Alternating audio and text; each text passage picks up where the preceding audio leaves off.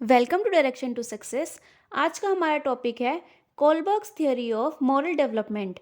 Kohlberg का नैतिक विकास का सिद्धांत। तो चलिए स्टार्ट करते हैं। इनका पूरा नाम लॉरेंस कोलबर्ग है। ये एक अमेरिकन साइकोलॉजिस्ट है, मतलब अमेरिका के मनोवैज्ञानिक है। इनकी थियोरी इस चीज़ पर फोकस करती थी कि हर एक इंसान सही और गलत का पता लगा सके। मीन्स उस सोच का, उस प्रोसेस का, उस थिंकिंग प्रोसेस पर फोकस करती थी जिससे हर एक व्यक्ति डिसाइड कर सके कि क्या सही है और क्या गलत है। नेक्स्ट है मोरालिटी, नैतिकता। इट मीन्स कि हर एक व्यक्ति को ये पता चल सके कि क्या सही है और क्या गलत है। वो सही गलत का पहचान कर सके और उसी के अकॉर्डिंग अपने काम कर सके। जैसे चोरी करना गलत बात है और मेहनत करके कमाना अच्छी बात है, तो वो इन सब चीज़ों का फ़र्क जान सके। ऐसे नहीं कि चोरी कर रहा हूँ तो इसमें भी तो मेहनत लग रही है तो ये सही काम है, तो वो सही और गलत को पहचान सके। नेक्स्ट है मोरल डिलेमा, नैतिक दुविधा। जब दो या दो से ज़्यादा डिफ़िकल्ट सिचुएशंस आ जाती है और हमें उसमें से एक को चुनना होता है, तो हम कहते हैं कि ये मोरल डिलेमा है। फॉर एग्ज़ाम्पल, हमने मोरालिटी के थ्रू सही और गलत की पहचान कर ली, बट उस सही के रास्ते पर भी हमें दो चार ऑल्टरनेटिव्स मिलेंगे, उसमें से हमें बेस्ट को चूज़ करना है। नेक्स्ट है मोरल रीजनिंग, नैतिक तर्क। अब जो हमें दो चार ऑल्टरनेटिव्स मिले थे उसमें से हम एक को चूज़ करते हैं, तो उसको चूज़ करने में हमने जिस रीजनिंग का यूज़ किया है, जिस तर्क का यूज़ किया है, उसे मोरल रीजनिंग कहते हैं। अब जैसे मोरालिटी के थ्रू हमने ये डिसाइड किया कि हमें किसी की जान बचानी है। अब 6 पीपल है, उसमें से हमें उनकी जान बचानी है, तो हमने मोरालिटी के थ्रू ये पता लगाया कि राइट वे है उनकी जान बचाना। अब डिलेमा ये आया कि हम एक साथ सबकी जान नहीं बचा सकते, एक आधे को किल करना ही पड़ेगा, तो वो हुआ हमारा मॉरल डिलेमा। अब हमने उसमें रीजनिंग दी कि वो जो एक दो मरे हैं उससे अच्छे हमने 5-6 बचाए हैं, तो हम अपने आप को रीजनिंग दे रहे हैं कि अच्छा है कि कुछ तो बचे कम से कम।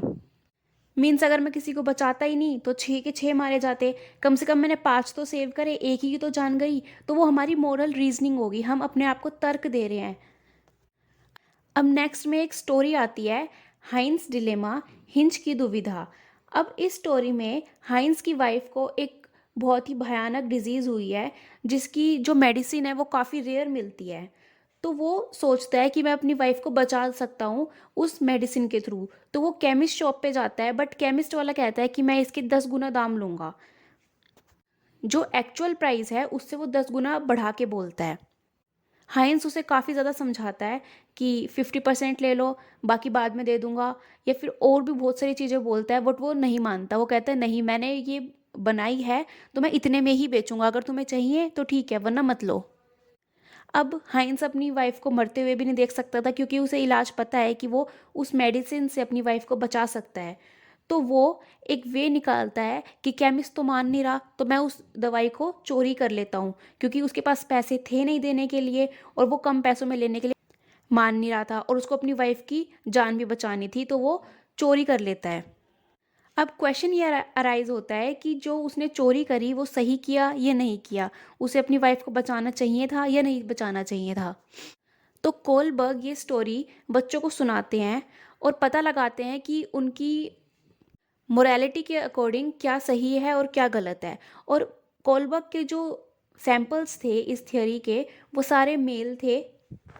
अब वो अपने अपने अकॉर्डिंग आंसर बताते हैं कि उसे चोरी करनी चाहिए थी या नहीं करनी चाहिए थी। अब इसकी स्टेजेस आते हैं, stages of moral development. First है प्री कन्वेंशनल मोरालिटी, पूर्व परंपरागत नैतिकता।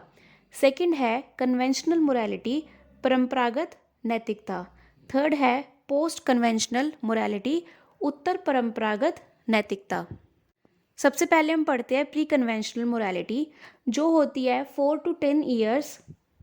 अब इसमें बच्चा रिवॉर्ड के लिए कुछ करेगा या फिर पनिशमेंट से बचने के लिए। उसकी अंदर से कोई मोरालिटी नहीं होती कि हाँ मुझे ये करना चाहिए वो करना चाहिए, नहीं, वो आउटसाइड रखता है उस मोरालिटी को।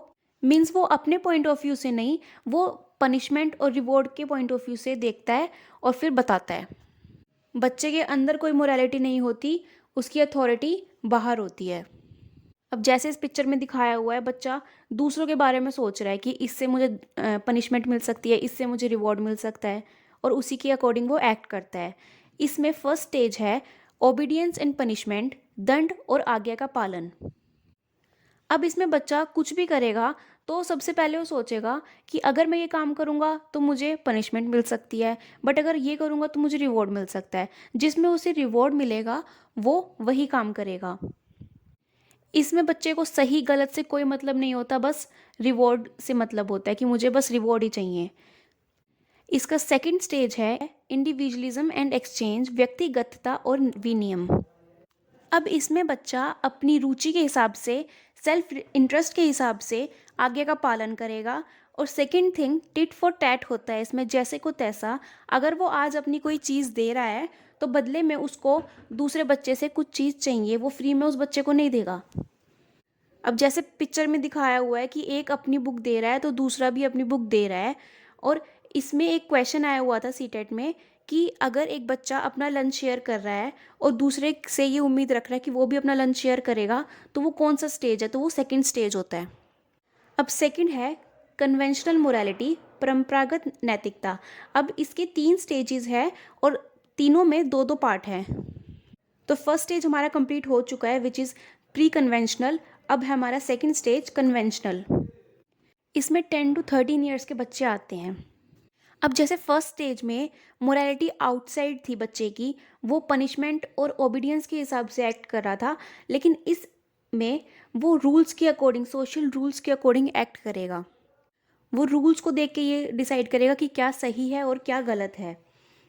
अब पिक्चर में दिखाया हुआ है, सब उसे रूल्स बता रहे हैं कि रूल्स क्या क्या है, और उसी के हिसाब से वो सही और गलत चूज़ करेगा। अब इसमें आता है, अब हमारा थर्ड स्टेज है which is developing good interpersonal relationships, good boy good girl orientation, अच्छा लड़का या अच्छी लड़की। अब इस स्टेज में जो भी बच्चा काम करेगा वो ये सुनने के लिए करेगा कि तुम बहुत अच्छे हो, तुम बहुत अच्छे बच्चे हो। वो सिर्फ अपनी तारीफ सुनने के लिए काम करेगा, उसे गलत सही इस हिसाब से नहीं। वो ये सोचेगा कि मुझे इस काम में तारीफ मिल सकती है तो मैं यही करूँगा। अगर उस काम, दूसरे काम में उसे डांट या फिर दंड मिल रहा है तो वो ये नहीं करेगा वो वाला काम। अब जैसे फर्स्ट पिक्चर में दिखाया हुआ है, वो अच्छी तरह से मन लगा के पढ़ रहा है ताकि उसे ये सुनने के लिए मिले कि वाह तुम तो बहुत अच्छे बच्चे हो, तुम तो बहुत पढ़ते हो।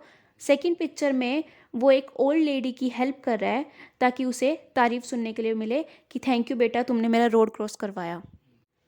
इस स्टेज में सब कुछ तारीफ के लिए करता है बच्चा। अब है हमारा stage fourth which is maintaining social order, सामाजिक आदेश को बनाए रखना।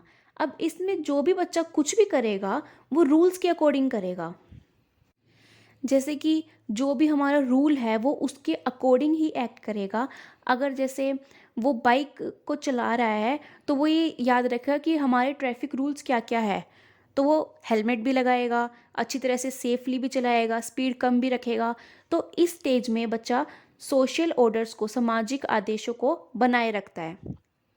अब कन्वेंशनल के हमारे 2 स्टेजेस पूरे हो चुके हैं। अब नेक्स्ट है हमारा पोस्ट कन्वेंशनल मोरालिटी, उत्तर परंपरागत नैतिकता। इसमें आते हैं 13 ईयर्स और उससे अबव के बच्चे। अब इसमें इंडिविजुअल का जो जजमेंट होता है वो सेल्फ चोजन प्रिंसिपल्स पर होता है, मीन्स अपने द्वारा चुने हुए सिद्धांतों पर होता है। और जो मोरल रीजनिंग होती है, उनकी नैतिक जो तर्क होता है, वो उनके इंडिविजुअल राइट्स और जस्टिस पर होता है, मीन्स उनके व्यक्तिगत जो न्याय और अधिकार होता है उस पर बेस्ड होता है। अब इसमें पिक्चर में दिखाया हुआ है कि उन्हें कोई एडवाइस नहीं कर रहा। जैसे पहले वाले स्टेजेस में लोग उन्हें बोल रहे थे कि ऐसे करो वैसे करो, ऐसे रूल्स को मेंटेन करो, ऐसे करो, बट इसमें वो अपने अकॉर्डिंग और अपने इंडिविजुअल राइट्स के अकॉर्डिंग चलता है। अब आता है stage 5 which is social contract and individual rights, सामाजिक अनुबंध और व्यक्तिगत अधिकार। अब वो इसमें समाज के नियमों का अच्छी तरह से पालन करता है, सब कुछ अच्छी तरह से, रूल्स वगैरह सब कुछ अच्छी तरह से पालन करता है। लेकिन जब उसको लगता है कि जो उसके इंडिविजुअल जो राइट्स है वो एक्सप्लॉइट हो रहे हैं और उनका शोषण हो रहा है, तो वो प्रोटेस्ट एक्सेट्रा भी करता है ताकि उसके इंडिविजुअल राइट्स उसे मिल सके, उनका हनन ना हो पाए। नेक्स्ट है stage 6 which is universal ethical principle, सार्वभौमिक नैतिक सिद्धांत।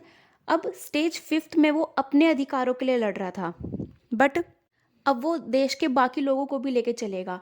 अब वो ये देखेगा कि सबका भला हो। अब 5th में वो सिर्फ अपने अपने राइट्स देख रहा था, बट अब 6th स्टेज में वो यूनिवर्सली देखेगा कि किसी के भी सिद्धांत का हनन ना हो, मिसयूज़ ना हो, और वो सबके लिए लड़ेगा या फिर सबके साथ स्टैंड करेगा।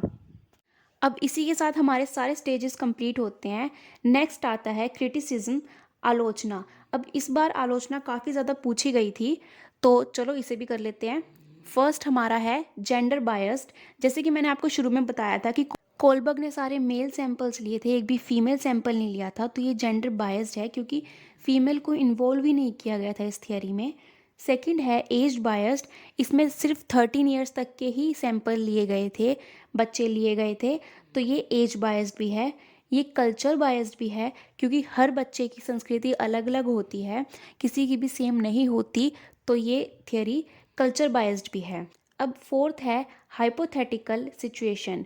मीन्स कोलबर्ग ने एक सिचुएशन, एक स्टोरी बता दी गई थी हाइंस की, और उसी के अकॉर्डिंग बच्चों ने बताया था कि हाँ उसे चोरी करनी चाहिए थी, नहीं करनी चाहिए थी, ये गलत था, वो सही था।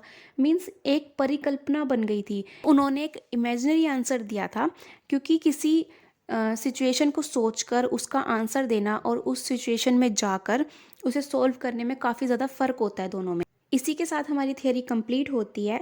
अगर आपको कोई भी क्वेरी हो तो आप मुझसे कमेंट सेक्शन या इंस्टाग्राम पे पूछ सकते हैं। Thank you for watching.